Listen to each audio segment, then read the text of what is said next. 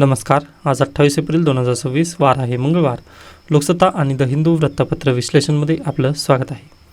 पहिली बातमी, आपच्या फुटीर गटाचे विलिनीकरण, राज्यसभेत भाजपला बहुमतासाठी 10 सदस्यांची गरज. पहा, काल राज्यसभेचे सभापती म्हणजेच CP राधाकृष्णन यांनी आपचे जे 7 खासदार फुटले होते त्यांना त्यांनी भाजपमध्ये विलीन करून घेतलेलं आहे.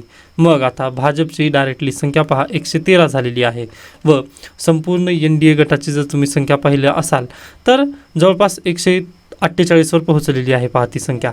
ओके, म्हणजे आता NDA गटाला तर बहुमत आहे, परंतु भाजपला बहुमतासाठी पहा 123ची गरज असते. ओके, सध्याला राज्यसभेची सदस्य संख्या किती आहे पहा 245.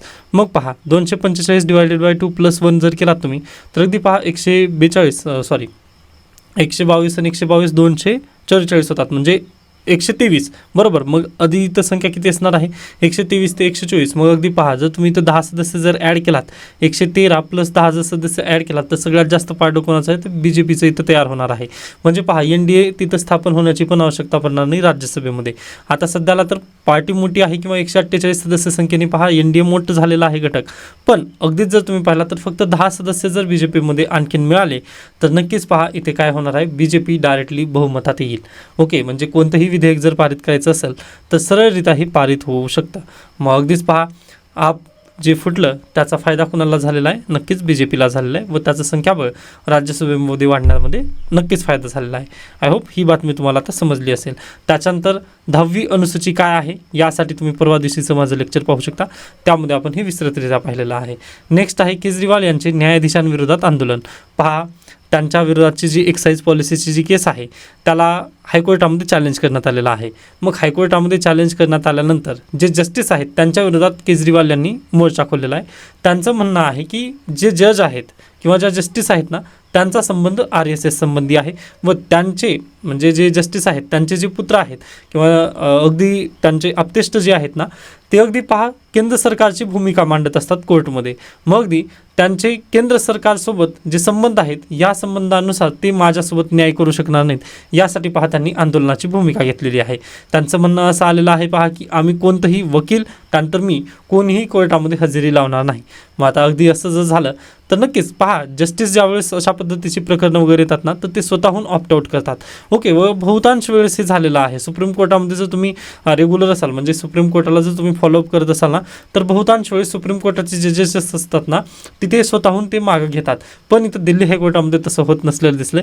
जे जस्टिस आहेत त्यांनी पण तिथंच पाय टोकून थांबलेले आहेत किंवा मीच तुमची सुनावणी करणार व केजरीवाल म्हणत आहेत की नाही मी तुमच्याकडून सुनावणी करून घेणार नाही. आता पहा हे महत्त्वाचं का आहे किंवा ही न्यूजचं जर बॅकवर्ड लिंकेजेस तुम्ही केलात तर आर्टिकल 21 त्याच्यासोबतच आणखीन एक महत्त्वाचं म्हणजे काय तर principle of natural justice. Principle of natural justice काय म्हणतं बरं आपल्याला तर नक्कीच पहा आता A आणि B या दोघांमध्ये भांडण आहेत तर अगदी मी जर A आणि B या दोघांच्या ओळखीच्या जर व्यक्तीकडे गेलं तर न्याय कुणापासून. आता पहा हे A आणि B या दोघांचं भांडण आहे व इथं Aच्या ओळखीचं पहा ही इथं C जर जज असेल, Aच्या ओळखीचा जर C असेल तर निर्णय कोणाच्या मार्फत येईल तर नक्की C जो निर्णय आहे तो कोणाच्या Aच्या पार्टाकडे जास्त झुकून तो निर्णय देईल ना, म्हणजे Aला जास्त तिथं फेवरेटिझम केलं जाईल. किंवा जर Bच्या ओळखीचा जर C हा जज असेल तर Bच्या पार्टात तिथं जास्त वजन देईल किंवा Bला जास्त करून तिथे जास्त चांगल्या पद्धतीने भूमिका वगैरे येईल. मग अगदी तशाच पद्धतीने पहा अगदी भारतीय संविधानामध्ये पण आर्टिकल 12ची तुम्ही डेफिनेशन वाचा. आर्टिकल 12च्या डेफिनेशनमध्ये प्रिन्सिपल ऑफ नॅचरल जस्टिस लावण्यात येतो व त्यानुसार स्टेटच्या डेफिनेशनमध्ये हायकोर्ट आणि सुप्रीम कोर्ट येत नाहीत. ओके, त्यामुळे पहा अगदी ज्यावेळेस आपली एक्झाम झाली आता काल तुम्ही दिला असाल म्हणजे आपल्यापैकी बहुतांश विद्यार्थ्यांनी हायकोर्टाची जी एक्झाम झालेली आहे क्लर्कची त्यानंतर पिऊनची वगैरे हे दिले असतील बरोबर. मग त्या एक्झाममध्ये रिझर्वेशन का नव्हतं कारण ते स्टेट नाही आहे. ओके, तिथं वेलफेअर स्टेट जी संकल्पना आहे ती नाही आहे. सुप्रीम कोर्ट आणि हायकोर्ट हे वेलफेअर स्टेटमध्ये येत नाहीत, ते प्रिन्सिपल ऑफ नॅचरल जस्टिसनुसार काम करतात. ते थर्ड पार्टी आहेत. ओके, A आणि B या दोघांमध्ये निर्णय द्यायचा म्हटलं तर तिसरा व्यक्ती हा दोघांचं म्हणणं ऐकून स्पष्टरित्या निर्णय द्यावं हे प्रिन्सिपल ऑफ नॅचरल जस्टिस असतं. अन्यथा जर हा C जर व्यक्ती Aला फेवरेट जर द्यायला गेला तर Aच्या बाजूने पार्ट जर होईल व Bला अन्याय होईल तिथे. व C जर हा व्यक्ती Cकडून जर गेला तर Aचं पार्ट तिथं कमी होईल व Bला पार्ट जास्त झाल्यानंतर A वरती अन्याय होईल. मग कोणावरही अन्याय होऊ नये यासाठी आपल्या भारतीय संविधानामध्ये पहा सेपरेशन ऑफ पॉवर करण्यात आले व सेपरेशन ऑफ पॉवर अंतर्गतच आपण प्रिन्सिपल ऑफ नॅशनल जस्टिस वापरतो व आर्टिकल 12 नुसार स्टेटच्या डेफिनेशनमध्ये हायकोर्ट आणि सुप्रीम कोर्ट येत नाहीत. काय येत नाहीत? कारण पहा बहुतांश जे केसेस असतात त्यामध्ये पार्टी कोण असतं तर नक्कीच पहा सरकार असते. जसं की अगदीच आपण एकदा या केसकडेच पाहूयात. एकच मिनिट हा आर्टिकल मला डिस्कस करायचंच आहे. तर पहा या केसचं नाव पहा, पंजाब सरकार विरुद्ध देवेंदर सिंग. मग पंजाब सरकारच्या विरोधात जरच केस असेल तर मला सांगा, जर इथं अगदी पंजाब सरकारचेच जर वकील तिथं असते तर मग काय केले असते? पहा पंजाब सरकारच्याच अनुषंगाने निकाल दिले असते ना. विरोधात कोणी निकाल देईल का? मग दिलंच नसतं. मग त्याच बेसिसवर पहा इथं principle of national justice follow करायचं आहे. ए आणि बी या दोघांमधील भांडण सोडवण्यासाठी आता ए जर इथे स्टेट ऑफ मद्रास किंवा स्टेट ऑफ महाराष्ट्र जर असेल तर महाराष्ट्राच्या फेवरमध्ये कोणताही निर्णय जाऊ नये यासाठीच पहा काय केलेलं आहे, स्टेट या डेफिनेशनमध्ये आपले सुप्रीम कोर्ट आणि हायकोर्ट येत नसतात. मग अगदी इथे केजरीवाल यांचं म्हणणं तेच आहे की इथं प्रिन्सिपल ऑफ नॅशनल जस्टिस होत नाही आहे. का होत नाही? कारण पहा त्यांच्यावरती केस कोणी टाकलेली आहे? ईडी व CBIचे कोण आहेत तर केंद्र सरकारचे आहेत. मग केंद्र सरकारसाठी जर एखादा जस्टिस काम करत असेल किंवा जे जजेसचे आपटेस्ट जर केंद्र सरकारसाठी काम करत असतील तर ते योग्य पद्धतीने होईल का? तर होणार नाही. मग यासाठी पहा त्यांचं म्हणणं काय आहे की बाबा तुम्ही ही केसची सुनावणी करू नका. व पहा अगदी जे जजेस आहेत ना त्यांना वाटतं ना की बाबा मी ट्रान्सपरंट आहे, मग त्यांनी वापस जाऊ शकतात. पहा तसं काहीच नाही आहे. म्हणजे ते स्वतःहून माघार घेऊ शकतात सुनावणी करण्यापासून. व याच्यापूर्वी पण भरपूर वेळेस केसेसमध्ये झालेलं आहे. पण इथे जे जजेस आहेत ना ते स्वतःची भूमिका तिथं मांडण्यावर ठाम आहेत की मीच तुमची सुनावणी करणार. मग यामुळे पहा केजरीवाल यांच्या प्रिन्सिपल ऑफ नॅशनल जस्टिसवरती दगा येऊ शकतो. मग अगदी यासाठी पाहूयात की न्यूज इन ही प्रोसेस आहे. आता केजरीवाल यांना सल्ला सर्वजण देत आहेत की सुप्रीम कोर्टमध्ये वगैरे तुम्ही जा, परंतु केजरीवाल जात नाही आहेत. त्यांचं म्हणणं आहे की नाही मी तर दिल्लीमध्येच ही केस वगैरे निपटारा करेन असं त्यांचं म्हणणं आहे. पण पहा आता ही न्यूज इन प्रोसेस आहे. फक्त यामधील जे महत्त्वाचे क्रक्स होते किंवा बॅकवर्ड लिंकेजेस आर्टिकल 12 आर्टिकल 13 त्याच्यानंतर principle of national justice, I hope तुम्हाला हे सर्व पॉईंट समजलेले असतील. बाकी तुम्हाला जे फंडामेंटल राईट्स आहेत ते सर्वजण पाठ करून ठेवा. परीक्षेला डायरेक्टली प्रश्न विचारले जातात. Okay, fundamental rights part 3 done. Next आहे युद्ध थांबवल्यास हॉर्मुझची सामुद्रधुनी खुली करण्यात येईल असं इराणनी परत एकदा पहा त्यांनी आपली जी अटी आहेत त्या नमवण्यास सुरू केलेले आहेत किंवा त्यांच्या अटी त्यांनी बदललेल्या आहेत. ज्यामुळे पहा अगदी आता डोनाल्ड ट्रम्प यांची इच्छा कशी असेल त्यावर हे सर्व काही आधारित असेल. पण पहा त्यांनी ज्या अटी होत्या त्या रिफ्रेम त्यांनी अटी केलेल्या आहेत की बाबा नाही आम्ही म्हणजे त्यांनी नरमाईची भूमिका घेतली आहे इराणने किंवा आम्ही पण स्टेट ऑफ हॉर्मुझ खुलं करायला तयार आहोत. पण तुम्ही 2च गोष्टी करा आता. म्हणजे पूर्वी त्यांनी 10 गोष्टी सांगितल्या होत्या, आता फक्त 2च गोष्टी सांगितल्यात किंवा तुम्ही आता एक युद्ध थांबा आणि दुसरं म्हणजे स्टेट ऑफ हॉर्मुझ तुम्ही पण ओपन करा. कारण पहा अमेरिकेने ब्लॉकेड केलेला आहे. स्टेट ऑफ हॉर्मुझमधून एखादं जर जहाज झालं तर त्याला अमेरिका अडवत आहे, पुढे जाऊ देत नाही आहे. त्यामुळे इराणची पण आता तिथं नामुष्की आलेली आहे. व आजच्या फायनान्शियल टाइम्समध्ये एक आर्टिकल आलं आहे पहा की जे चायना आहे ना ती इराणवरती लक्ष देत नाही तर USA वरती लक्ष देत आहे. ओके, म्हणजे तो आर्टिकल बेस्ट आहे. जर शक्य झालं तर फायनान्शियल एक्सप्रेसमधून तो आर्टिकल वाचू शकता. ओके, मी सहज पाहिला तो आर्टिकल त्यामुळे म्हणतोय म्हणजे अगदी क्रक्स लगेच लक्षात आलं किंवा ह्या आर्टिकलचं म्हणणं काय आहे. कारण तुम्ही पहा ना अगदी जे स्टेट ऑफ हॉर्मुझ आहे त्यामधून 80% जहाज कोणाचे जात आहेत आज घडीला तर चायनाची जात आहेत. बरोबर. व जे इराण आहे इराणला युद्धामध्ये कोणी मदत केलेली आहे तर चायनाने मदत केली आहे बॅकग्राऊंडला. मग अगदी चायना प्रॉक्सी वॉर खेळत आहे ते कोणासोबत USA सोबत. मग अगदी चायनाचं जे लक्ष आहे ते कोणावर आहे USA वरती आहे, न की अगदी इराणवरती तर वगैरे तसं काही नाही आहे. त्याला इनडायरेक्टली अटॅक कोणावरती करायचा आहे पहा USA वरती करायचं आहे. त्यामुळेच इथं आर्टिकल आलेलं आहे की जे चायनाचं लक्ष आहे ते इराणवरती नसून USA वरती आहे. अगदी तशाच पद्धतीने पहा ज्या लास्ट इयरला ऑपरेशन सिंधू ज्यावेळेस झालेलं होतं त्यावेळेस चायनाचं जे लक्ष होतं ते भारत देशावर होतं न की पाकिस्तानवर. ओके, पाकिस्तान फक्त इथं तर पपेट राज्य म्हणून काम केलेला होता लास्ट इयरला, पण बाकीचे सर्व टेस्टिंग पॉईंट वगैरे झाले होते ते भारत देशावरती झाले होते. प्रॉक्सी वॉर आपल्या देशात चालू होता लास्ट इयरला. आय होप हा पॉईंट तुम्ही नक्की समजला असाल. त्याच्यानंतर आपण पुढे जाऊयात. अन्य गोष्टी आपल्यासाठी गरजेच्या नाहीत. ही तर वादाची पूर्वपाठिका वगैरे दिलेली आहेत, पण हे न्यायमूर्तींचं नाव वगैरे आपल्यासाठी गरजेचं नसतंच त्यामुळे स्किप करा. नेक्स्ट आहे पहा भारत न्यूझीलंड दरम्यान मुक्त व्यापार करार, देशात $20 अब्ज गुंतवणुकीची हमी. आता अगदी परत वर्ल्ड वाईड बॉटल आलेला आहे. हे आय थिंक डिसेंबर-जानेवारी दरम्यान हेच पॉईंट आपण परत एकदा डिस्कसला घेतलं होतं. आता परत तेच आलेलं आहे व पियुष गोयल यांनी आर्टिकल पण लिहिलेलं आहे. या आर्टिकलमधून सगळ्यात महत्त्वाचं क्रक्स काय असेल ते सांगण्याचा मी प्रयत्न करेन. तर पहा नारी शक्ती. ओके, तर जे फ्री ट्रेड ॲग्रीमेंट आपण न्यूझीलंडसोबत केलं आहे, म्हणजे अद्याप झालेलं नाही आहे बरं. डिसेंबरमध्ये पण हीच बातमी आली होती, आता एप्रिलमध्ये पण हीच बातमी आली आहे, त्याच्यानंतर आणखीन 1-2 महिन्यानंतर परत हीच बातमी येणार आहे. कारण न्यूझीलंडच्या पार्लमेंटमध्ये जे फ्री ट्रेड ॲग्रीमेंट आहे ते पारित होणं गरजेचं आहे. ओके, त्यांना डायरेक्टली निर्णय घेता येत नाही, तर न्यूझीलंडच्या जे सरकार आहे त्यांनी निर्णय घेतला आहे की बा आपण काय करूयात, 20,000 कोटीची जी गुंतवणूक आहे, भारतात 20 अब्ज डॉलर, ओके माफ करा, 20 अब्ज डॉलरची जी गुंतवणूक आहे ती भारतात करायची आहे, असं त्यांनी निर्णय घेतला आहे न्यूझीलंडने. मग त्या निर्णयाला त्यांच्या पार्लमेंटमध्ये पहिल्यांदा पारित करावं लागतं. का पारित करावं लागतं? कारण ते फायनान्शियल बिल आहे ना. आपल्या भारतीय संविधानामध्ये पण तसंच आहे की मनी बिल आहेत, फायनान्स बिल आहेत, मग त्यांना पण आपल्या देशामध्ये तिथं पारित करून घ्यावं लागतं. अगदी तसंच आहे न्यूझीलंडच्या पार्लमेंटमध्ये त्यांना 20 अब्ज डॉलर गुंतवणुकीची जी वचनबद्धता आहे ती न्यूझीलंडने पारित करावं लागेल त्यांच्या पार्लमेंटमध्ये. मग ती जर पारित झाली की मग ते भारत देशामध्ये 20 अब्ज डॉलरची गुंतवणूक करू शकतात. पहा, यासोबतच त्यांनी 2 स्कीम काढल्या आहेत. ती 2 स्कीम म्हणजे पहा, वर्किंग हॉलिडे व्हिसा.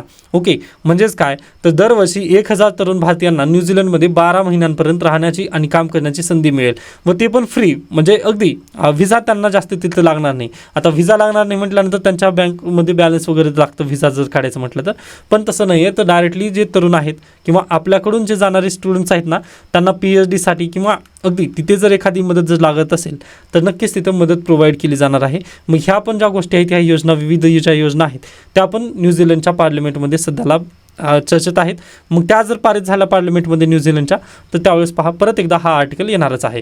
ओके, पण सर्वात जास्त महत्त्वाचं काय, हे जे फ्री ट्रेड ॲग्रीमेंट आता सध्याला न्यूझीलंडसोबत आपण करत आहोत, हे ॲग्रीमेंट करण्यामागे सगळ्या गोष्टी म्हणजे भारत देशाच्या सर्व काही गोष्टी ज्या आहेत ना त्या नारी शक्तींनी केलेल्या आहेत. म्हणजे ज्या IFS ऑफिसर्सनी हे फ्री ट्रेड ॲग्रीमेंट बनवलेलं आहे त्यामध्ये माफ करा, ज्या अधिकाऱ्यांनी हे फ्री ट्रेड ॲग्रीमेंट बनवलेलं आहे त्यामध्ये सर्व महिलाच आहेत. ओके, न्यूझीलंडसोबतचा जो आपला फ्री ट्रेड ॲग्रीमेंट होत आहे त्यामध्ये सर्व महिला स्तरावर काम करत आहेत. म्हणजे A to Z तिथं महिलांनी काम केलं आहे. फ्री ट्रेड ॲग्रीमेंट हे महिलांनी बनवलेलं आहे. यामुळे अगदीच नारी शक्ती ही राष्ट्रीय विकासाची चालक असल्याची संकल्पना अधिक दृढ होत आहे. हा परीक्षेला तुम्ही म्हणजे मेन्समध्ये ज्यावेळेस आन्सर रायटिंग करताना हा जर मुद्दा लिहिलात ना तर खूप ब्युटिफुल तिथं असणार आहे. त्यामुळे प्लीज याला तुम्ही थोडंसं स्क्रीनशॉट काढून नक्की ठेवू शकता की फ्री ट्रेड ॲग्रीमेंट जे न्यूझीलंडसोबत झालेलं आहे ना त्यामध्ये संपूर्ण भूमिका महिलांनी निभावलेली आहे. डन. त्याच्यानंतर हे जे फ्री ट्रेड ॲग्रीमेंट होत आहे न्यूझीलंडसोबत त्यामध्ये मूळ कृषी हितसंबंध खंबीरपणे रक्षण केलेले आहे. म्हणजे भारत सरकारने पहा आपल्या कृषी हितसंबंधांना तिथे कुठेही बगल दिली नाही. जशा पद्धतीने तुम्ही जर अमेरिकेसोबतचं व्यापार करार पाहिला होतात, अमेरिकेच्या व्यापार करारासोबत आपण पहा ॲग्रिकल्चर ओपन करणार होतो USA साठी, पण न्यूझीलंडसोबत आपण करार करत असताना 95% गोष्टी आपण ओपन केलेल्या आहेत. संपूर्ण 100% आपण ओपन केलेलं नाही आहे. म्हणजेच काय, तर 5% ज्या गोष्टी आहेत त्या आहेत पहा कृषी सेक्टरशी रिलेटेड आहेत. जसं दुग्धजन्य पदार्थ म्हणजे बेकरी प्रोडक्ट. ओके, आता बेकरी प्रोडक्ट याच्यापूर्वी पण मी बोललेलं आहे, ऑस्ट्रेलिया असू द्या, न्यूझीलंड असू द्या किंवा अन्य देश असू द्यात, तिथे जे बेकरी प्रोडक्ट बनवले जातात जसं की पहा केक असतील, त्यानंतर चॉकलेट वगैरे असतील, त्या देशामध्ये खूप बेटर पद्धतीने बनवले जातात. पण आपल्या भारत देशामध्ये फक्त एकच कंपनी आहे, अमूल कंपनी, व त्या अमूल कंपनीलाच आपण मोठं करत आहोत. बरोबर. त्याच्यानंतर गोकुळ आहे, नंदनी आहे, हे बाकीच्या छोट्या कंपनी आहेत पहा. पण जे अमूल कंपनी आहे ना त्याला आपण बडा करत आहोत. ओके, पण मग या कंपनीचं संरक्षण करण्यासाठी पहा भारत सरकार किंवा अगदी त्यांचं पण नाही आहे, म्हणजे अमूल कंपनीचं संरक्षण म्हणायचं नाही आहे, तर जे शेतकरी अगदी पशुपालनाचा व्यवसाय करतात, पूरक व्यवसाय म्हणून करतात शेतीसाठी. ओके, मग त्यांचं तिथं संरक्षण केलं जावं यासाठीच पहा आपण काय करतो, ओपन करत नाही. बेकरी जे इंडस्ट्री आहे ती आपण दुसऱ्या देशासाठी ओपन करत नाही आहोत. का ओपन करत नाही? जर आपण बेकरी इंडस्ट्री त्या दुसऱ्या देशासाठी जर ओपन केली तर आपल्या देशातील ज्या नंदनी आहेत, त्यानंतर गोकुळ आहे पहा, त्यानंतर अमूल ज्या कंपन्या आहेत ना त्या बंद पडण्यावर नक्की जातील. मग कारण आपल्याकडे तेवढ्या पद्धतीने कॉम्पिटिशन सध्याला तर उपलब्धच नाही आहे पहा. कारण अगदी जर तुम्हाला टेस्ट जर आली ना, म्हणजे अगदी आता पहा मी ऑस्ट्रेलियन केक किंवा ऑस्ट्रेलियन जे आईस्क्रीम आहे ते जर एकदा खाल्लं व मला जर ती टेस्ट लागली, म्हणजे लहू मुलग गया. ओके, मला जर ती ऑस्ट्रेलियाची जर टेस्ट लागली ना, मी किती का पैसे जात नाहीत, मी ऑस्ट्रेलियन प्रोडक्टच खरेदी करेल. अगदी तसं आहे पहा. मग भारत सरकारचं मी प्रोडक्ट वगैरे खरेदी करेल का? तर नाही. जसं की आता याचं बेस्ट उदाहरण जर द्यायचं म्हटलं तर पहा आयफोन, सॅमसंग वगैरे ज्या कंपन्या आहेत, आता अगदी आपल्या पण भारतीय कंपन्या होत्या, सेलकॉन होत्या, त्याच्यानंतर पहा मायक्रोमॅक्स. ओके, तर ही कंपनी भारतीय होती, परंतु ती आज मार्केटमध्ये टिकून आहे का? तर बिलकुल नाही. का टिकून नाही? तर पहिल्यांदा पहा 2016-17च्या दरम्यान पहा, आपण रेडमीचे ज्यावेळेस मोबाईल आलेले होते त्यावेळेस अगदी 8-8 दिवस त्याची वेटिंग लिस्ट करून आपण पहा ते ऑर्डर करायचो, बरोबर. मग अगदी आपलं लहू लग गया, म्हणजे जे चायनीज प्रोडक्ट आहेत ना त्याला आपण तिथे थोडंसं हे झालं, हवेसे झालो तिथे. त्यानंतर आयफोन, म्हणजे थोडंसं आपलं पण स्टेटस वाढलं ना, आपण आयफोन खरेदी नक्कीच करतो, बरोबर. मग त्या कारणानिमित्त पहा इंडियन कंपनी पूर्ण डबघायला गेल्या. अगदी तसं होऊ शकतं इथे. जर आपण दुसऱ्या देशाचं जर माल टेस्ट करायला लागलो व ते जर आपल्याला एकदा चव लागली मग आपण नक्कीच त्याच कंपनीच्या मागे लागतो, पुन्हा आपण इंडियन वगैरे तिथं पाहणार नाही. मग हे केंद्र सरकारला पण थोडंसं भीती वाटते. यासाठीच पहा आपण बेकरी प्रोडक्ट संपूर्ण जगासाठी ओपन केलेले नाही आहेत. आय होप हा पॉईंट तुम्हाला समजला असेल व परीक्षेला कधीही जर प्रश्न विचारण्यात आला तर तुम्ही संरक्षितच ठेवायचं आहे. फक्त ही केस कधी झाली होती पहा, USA मध्येच थोडंसं प्रॉब्लेम झालेला होता. USA सोबत आपण ज्यावेळेस फ्री ट्रेड ॲग्रीमेंट करत होतो, फ्री ट्रेड म्हणता येणार नाही तिथे, ट्रेड ॲग्रीमेंट ज्यावेळेस USA सोबत करत होतो त्यावेळेस डोनाल्ड ट्रम्प यांनी आपला अगदीच कृषी सेक्टर ओपन करा, त्यावेळेसच आम्ही तुम्हाला रिलीफ देऊ असं म्हटलं होतं. त्यामुळे आपण कृषी सेक्टर कितपण ओपन केलं होतं हे आपल्याला माहिती नाही आहे, पण आपण तिथे कृषी सेक्टर ओपन केलं होतं. पण न्यूझीलंडसोबत आपण कृषी सेक्टर ओपन केलेलं बिलकुल नाही आहे. ओके, हाच तो एक मुद्दा लक्षात ठेवा. बाकी जे छाटपूट मुद्दे आहेत त्याला अगदी मॅगझिनमध्ये मी टाकून देईन, ते शक्य झालं तर लक्षात ठेवा. अन्यथा पहा तुम्ही तिथे तुक्का पण मारू शकता, लॉजिकल तुक्का मारायचा असतो. कपडा तर आपण पहा आपल्या भारत देशातून कपडा निर्यात नक्कीच केली जाते. बांगलादेश आणि भारत कपडा निर्यातीमध्ये पुढे आहेत. ओके, हे पॉईंट तुम्ही लक्षात ठेवा. व हा हायलाईट जो प्रोडक्ट आहे तो परत एकदा येणारच आहे, त्यामुळे थोडंसं थांबा, कारण हे फायनल झालेलं नाही आहे. पार्लमेंटमध्ये तिथे परत एकदा पारित होणं गरजेचं आहे. Okay, done. नेक्स्ट आहे मुलांमध्ये लठ्ठपणा गंभीर धोका, युनिसेफचा इशारा. पहा एक काळ असा होता ज्यावेळेस कुपोषण संपूर्ण जगभरामध्ये होतं व आज एक दुसरा काळ आलेला आहे. आता लठ्ठपणा जास्त प्रॉब्लेमॅटिक झालेला आहे. मग युनिसेफ तेच म्हणत आहे पहा की आता सध्याला लठ्ठपणा जे बालकांमध्ये वाढत आहे ते चॅलेंजिंग ठरणार आहे व अगदीच पहा जे महामारी अगदी भविष्यातील कदाचित ही महामारी ठरू शकेल असं युनिसेफने आपल्याला इशारा दिलेला आहे. ओके, मग युनिसेफच्या अहवालानुसार पहा मुलांमध्ये वाढणाऱ्या लठ्ठपणामागे अनेक कारणं आहेत. त्यापैकी सर्वात मोठं कारण म्हणजे बदललेली जीवनशैली. मुलांचा स्क्रीन टाईम मोठ्या प्रमाणात वाढला आहे. मोबाईल, TV आणि व्हिडिओ गेम्स यामुळे शारीरिक हालचाल कमी झाली. याशिवाय फास्ट फूड, पॅकबंद अन्नपदार्थ आणि साखरयुक्त पेयांचे वाढलेले सेवनही लठ्ठपणास कारणीभूत तिथं ठरत आहे. त्याच्यानंतर पहा विशेष म्हणजे काही देशांमध्ये कुपोषण आणि लठ्ठपणा या दोन्ही समस्या एकाच वेळी दिसून येत आहेत. काही मुलांना पुरेसे अन्न मिळत नाही तर काही मुले अति आहारामुळे लठ्ठ होत आहेत. ही डबल बर्डनची स्थिती सार्वजनिक आरोग्यावर मोठे आव्हान ठरत आहे. व तुम्हाला आता लक्षात आलं असेल की यामध्ये कोणता देश असेल तर इंडिया. प्यारा भारत आहे पहा यामध्ये. कारण एकीकडे जर तुम्ही पाहिलात तर आदिवासी बहुल भागामध्ये तुम्ही कुपोषणाच्या समस्येशी झुंजत आहात व अगदी अर्बन एरियामध्ये तुम्ही लठ्ठपणेशी झुंजत आहात. भारतासारख्या देशात ही समस्या अधिक गुंतागुंतीची बनली आहे. ग्रामीण भागात कुपोषणाचा प्रश्न कायम आहे तर शहरी भागात लठ्ठपणाचं प्रमाण दिवसेंदिवस वाढत आहे. ओके, तर नक्कीच पहा युनिसेफने हा इशारा दिला आहे. मग आता लठ्ठपणाला तुम्ही टॅकल कसं कराल यासाठी सोल्युशन तुम्ही शोधण्याचा नक्की प्रयत्न करा. ओके, याचे जे सोल्युशन आहे ते आजच्या मॅगझिनमध्ये मी ते इन्क्लूड करून देईन उद्याच्या लेक्चरमध्ये. पण तुम्ही सोल्युशन थोडंसं लक्षात ठेवा की आपण काय करायला पाहिजे. लठ्ठपणाला जर बाजूला करायचं म्हटलं तर तुम्ही काय काय कराल हे उपाय तुम्ही नक्की शोधण्याचा प्रयत्न करा आज. Okay, done. त्याच्यानंतर पुढे चला. नेक्स्ट आहे पहा मागासवर्गीयांच्या पदोन्नतीची 87,000 पदे रिक्त, सरकारची सर्वोच्च न्यायालयामध्ये माहिती. आता अगदीच पहा सुप्रीम कोर्टामध्ये परत एकदा केस चालू झाले. 2017ची ही केस आहे पहा. मग अगदीच खूप दिवस लावल्यानंतर ही केस सुप्रीम कोर्टमध्ये चालू झाली आहे. पाहूयात सुप्रीम कोर्ट याबद्दल काय निर्णय घेईल. कारण तुम्ही ज्यावेळेस सरकारमध्ये जाणार आहात त्यावेळेस तुम्हाला ही केसला सामोरं जावंच लागणार आहे. यासाठी थोडीशी महत्त्वाची आहे व ही न्यूज इन प्रोसेस आहे. ओके, न्यूज इन प्रोसेस आहे त्यामुळे थोडंसं थांबा, पुढे जाऊयात आपण. नेक्स्ट हे आर्टिकल आपण डिस्कस केलेलाच आहे. नेक्स्ट पहा SC/ST उपवर्गीकरण हवेस पण कसे याबद्दल हा आर्टिकल आला आहे. याला थोडक्यात आपण समजून घेण्याचा प्रयत्न करूयात. तर पहा सर्वोच्च न्यायालयाने पंजाब सरकार विरुद्ध देविंदर सिंग या खटल्यात म्हणजे 1 ऑगस्ट 2024 रोजी दिलेल्या निर्णयात अनुसूचित जाती म्हणजेच SC आणि अनुसूचित जमाती म्हणजेच ST आरक्षणाच्या राजकारणात आणि घटनात्मक व्याख्येत एक निर्णायक वळण आले.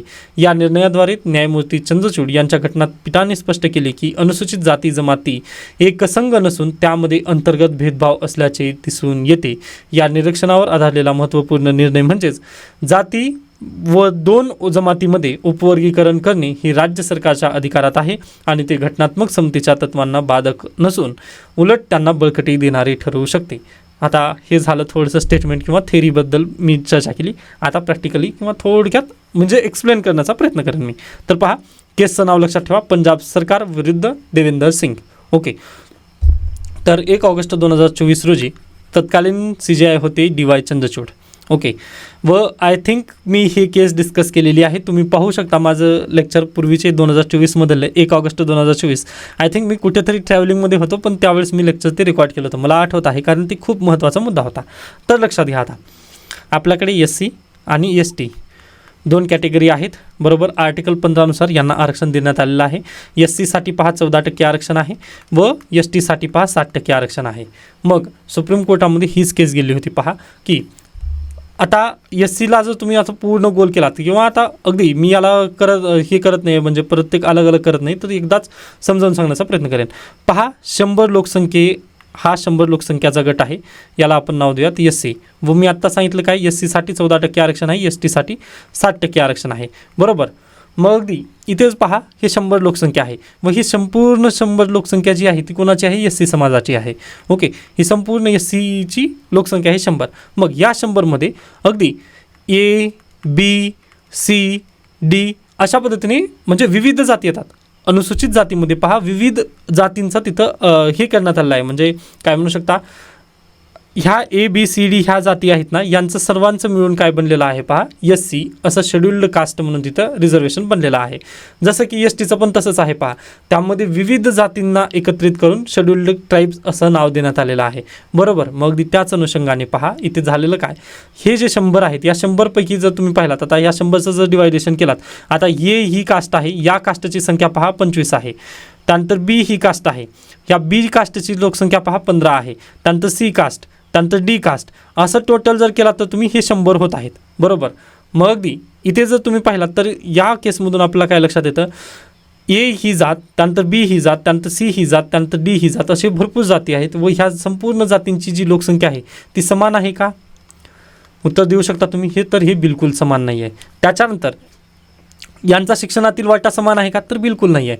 आता अगदीच महार जी जात आहे यांची जी शिक्षणाची जी स्थिती आहे ना, ती थोडंसं प्रगत झालेली आहे. उर्वरित जातींपेक्षा महार जातीची जी शिक्षणाची स्थिती आहे ना, ती चांगली झालेली आहे. आता ही शिक्षणाची स्थिती का चांगली झाली, तर डॉक्टर बाबासाहेब आंबेडकर यांची जी विचारसरणी आहे किंवा त्यांचे जे विचार आहेत ते त्यांनी आत्मसात केलेले आहेत. महार जातींनी ते विचार जे आहेत ते आत्मसात केलेले आहेत. पण उर्वरित जे SC समाजातील जे जाती आहेत ना, त्यांनी आत्मसात ते केले आहेत का, तेवढ्या फार प्रमाणात केले नाहीत. पहा, हा विचार आत्मसात केलेले आहेत त्यांनी, तेवढ्या फार प्रमाणात केले नाहीत जेवढं महार या अनुसूचित जातीने केलेले आहेत. बाकी सुप्रीम कोर्टाने पण 2024मध्ये हाच मुद्दा उचलला, पहा की जी अनुसूचित जातींची लोकसंख्या आहे किंवा अनुसूचित जमातींची लोकसंख्या आहे ना, यामध्ये एखादी कास्ट अगदीच पुढे गेली आहे व दुसऱ्या ज्या कास्ट आहेत ना त्या खूप मागे आहेत. मग आपल्याला काय करायचं आहे, व अगदी ज्या अनुसूचित जाती आहेत किंवा अनुसूचित जमाती आहेत ना, त्यातील ज्या एवढ्या कास्ट आहेत ना त्या सगळ्या समान नाही आहेत. ओके, काही अतिशय पुढे गेलेत व काही खूप मागार आहेत. मग जे मागं राहिलेल्या जमाती आहेत किंवा मागं राहिलेल्या ज्या जाती आहेत ना, त्यांना आपल्याला पुढे घेऊन जायचं आहे. कारण आरक्षणाचा जो प्रमुख हेतू होता तो हाच आहे की बाबा सगळ्यांना इक्वल तिथं ट्रीट केलं जाणं गरजेचं आहे, बरोबर.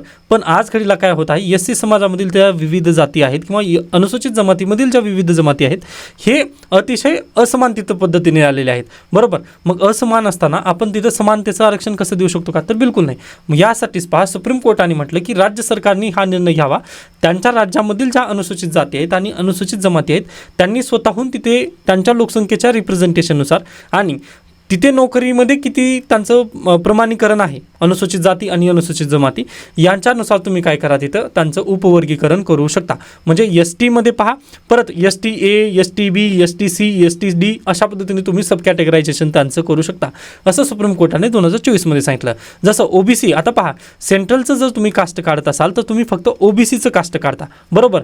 पण राज्य सरकारचं जर तुम्ही कास्ट काढत असाल तर तिथे SBCचं कास्ट काढता, बरोबर आहे. त्याच्यानंतर NT काढता, त्यानंतर VJ काढता. ओके, अशा पद्धतीने विविध तुम्ही कास्ट राज्य सरकारमध्ये काढता, परंतु सेंट्रल गव्हर्नमेंटसाठी फक्त तुम्ही OBC कास्ट काढता. अगदी तसंच सुप्रीम कोर्टाने पण काय म्हटलं, तुम्ही तर अगदी ST-A, ST-B, ST-C अशा पद्धतीने राज्य सरकारमध्ये चालू द्या, पण सेंट्रल गव्हर्नमेंटचं फक्त STचंच कास्ट असेल, अशा पद्धतीने सुप्रीम कोर्टाने त्यावेळेस 2024मध्ये हे सर्व काही सांगितलेलं आहे.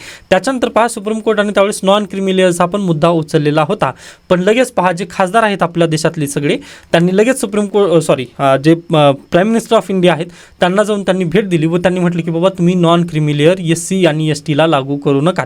मग त्यावेळेस तत्कालीन भारत सरकार किंवा म्हणजे आता सध्याला पण तेच भारत सरकार आहे पहा, त्यावेळेस त्यांनी म्हटलं की आम्ही तो निर्णय लागू करणार नाही, बाकी उर्वरित आम्ही लागू करू, पण बिलकुल आम्ही नॉन क्रिमिलियर जे सर्टिफिकेट असेल ते SC आणि STला लागू करणार नाही असं त्यांनी म्हटलं आहे. त्यामुळे पहा, नॉन क्रिमिलियरचा मुद्दा तिथंच संपला, पण उपवर्गीकरणाचा मुद्दा आहे व सध्याला कर्नाटक सरकारने हा निर्णय घेतला आहे. सब कॅटेगरायझेशन कर्नाटकने केलेलं आहे व कर्नाटकने सब कॅटेगरायझेशन करण्यामागे अगदी त्यांची जी भूमिका आहे ना, त्यांनी पहिल्यांदा कास्ट सेन्सस केली.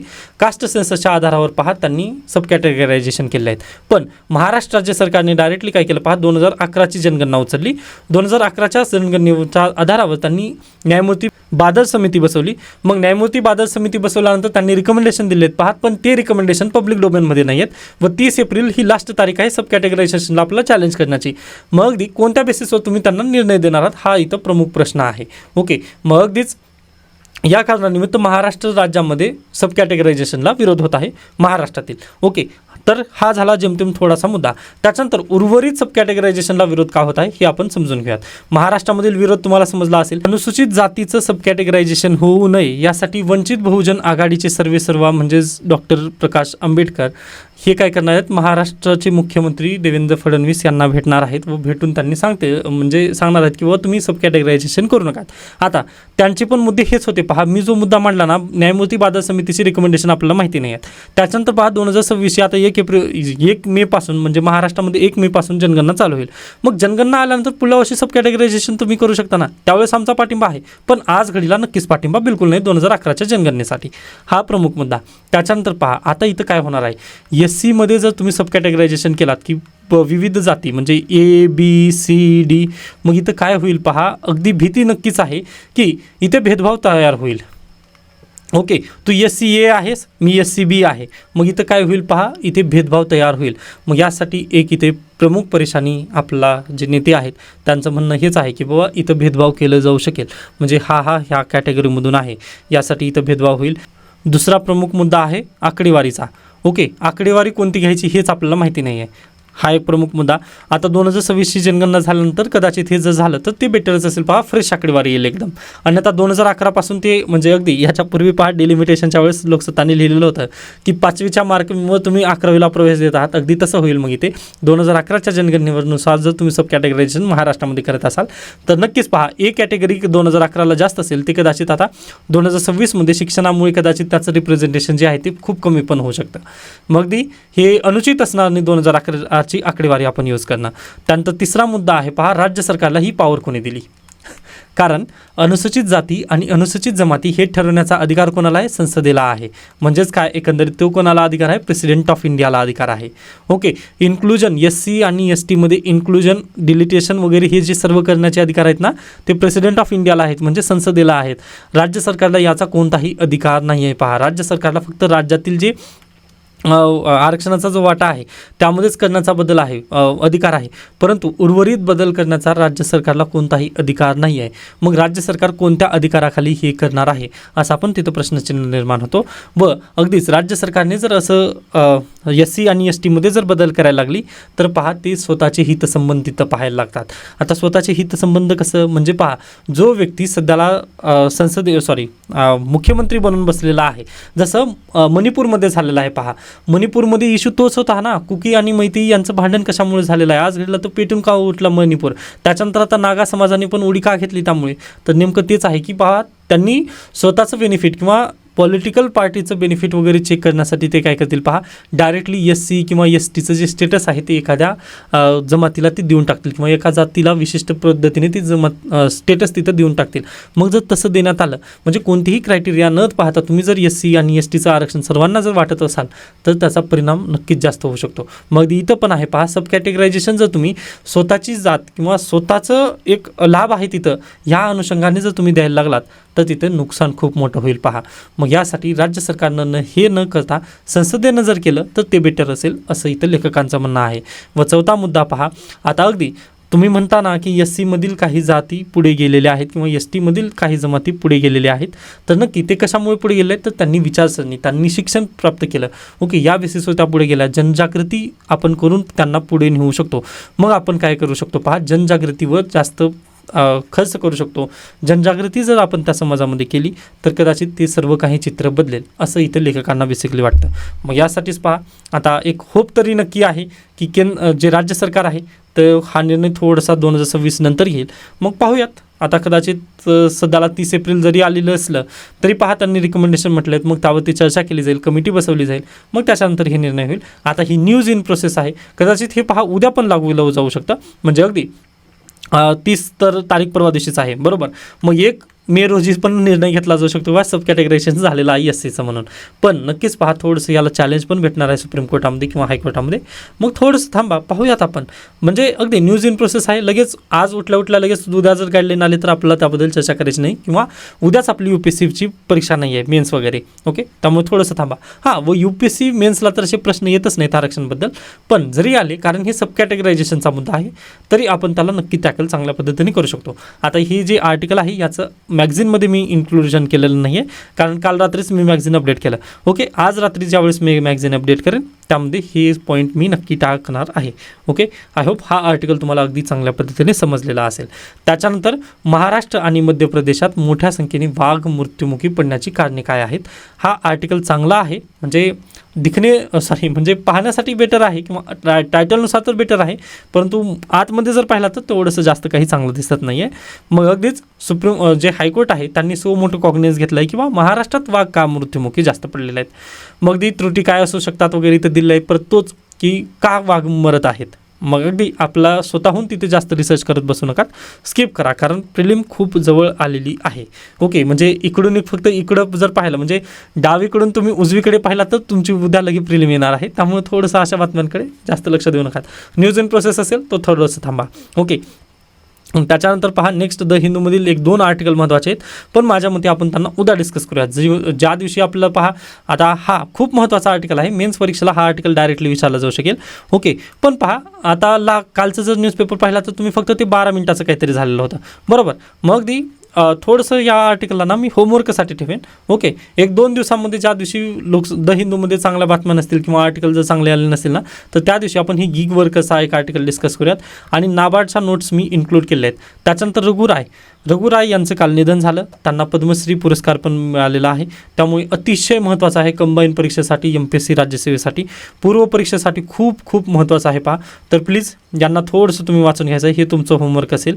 ओके, इथे पुरस्कार त्यांना कोणते प्राप्त झालेत हे सर्व दिलेले आहेत. ओके, म्हणजे पर्सन इन न्यूज यावर प्रश्न येतात, त्यानिमित्ताने मोस्ट IMP मी सांगेन रघु राय यांच्याबद्दलची न्यूज तुम्ही वाचून घ्यायचे. त्यानंतर नाबार्ड याबद्दलचे आर्टिकल आलेलं आहे, हे पण पूर्व परीक्षेला विचारलं जाऊ शकतं. या निमित्ताने तुम्ही हे सर्व काही वाचून घ्यायचं आहे. ओके, व इथं मी दिलेलं आहे UPSCच्या दृष्टिकोनातून काय काय महत्त्वाचे मुद्दे आहेत. त्याच्यानंतर गाव सुखी तर देश सुखी या संकल्पनेला आपण पहा 1-2 दिवसांमध्ये वगैरे चर्चा करूयात, कारण आज आपल्याकडे थोडासा कमी वेळ आहे. व आता काल काहीच आर्टिकल, म्हणजे अगदी 1-2 बातम्या फक्त महत्त्वाच्या होत्या, काल काहीच नव्हतं, म्हणजे 12 मिनिटाचंच फक्त व्हिडिओ झाला होता. मग अगदी डेली आपण ती व्हिडिओची लेंथ तरी 30 मिनिटाची ठेवण्यासाठी हे बरं पडेल. मग अगदीच ही नाबार्डवाली एक बातमी राहिली आहे माझ्याकडे तुमची, आणि ही एक बातमी राहिली गिग वर्करबद्दलची, हे माझ्याकडे उधार असेल. मी नक्कीच हे आगामी लेक्चर्समध्ये ही बातमी परत एकदा कव्हर करण्याचा प्रयत्न करणार आहे. ओके, तर निश्चिंत राहा, शक्य झालं तर तुम्ही स्वतःहून वाचून घ्या, पण एक्सप्लेनेशन मी स्वतःहून परत एकदा करणार आहे, काळजी नका करू. याबद्दल आता आपण इथे थांबूया. त्याबद्दल काही शंका काही सजेशन असतील तर नक्की सांगू शकता. धन्यवाद.